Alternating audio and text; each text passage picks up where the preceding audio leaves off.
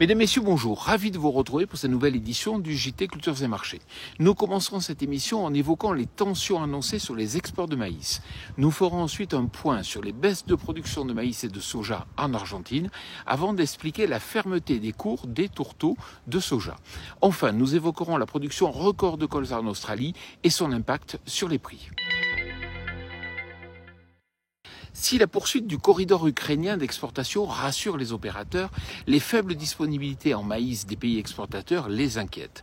En effet, les exports ukrainiens comme brésiliens vont devoir diminuer jusqu'à l'été et la baisse de la production argentine ne permettra pas d'alimenter le marché mondial. Seuls peut-être les États-Unis pourraient être au rendez-vous.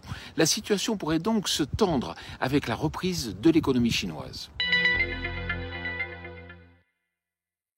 En Argentine, les prévisions la semaine dernière confirment les pertes de production de soja et de maïs du fait des conditions sèches de ces derniers mois. Il faut désormais compter avec une baisse de 7 millions de tonnes de maïs pour atteindre 40 millions de tonnes de production et de 8 millions de tonnes de soja pour cibler les 33 millions de tonnes. Les disponibilités seront donc réduites cette année dans ce pays exportateur et les réajustements à la baisse ne sont peut-être pas totalement encore terminés. La sécheresse de ces derniers mois en Amérique du Sud engendre aussi des tensions sur le marché du soja. Les pertes de production en Argentine et dans le sud du Brésil alimentent les inquiétudes des opérateurs mondiaux.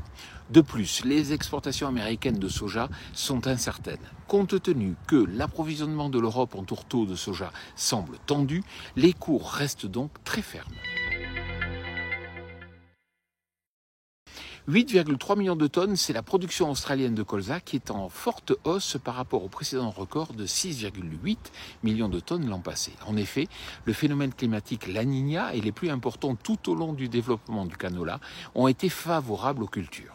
Cette production record permet le bon approvisionnement du marché mondial et fait pression sur les cours du colza qui reviennent au-dessous des 500 € par tonne sur Euronext. Voilà, le JT Culture et Marché, c'est terminé. Je vous souhaite bien sûr une excellente semaine.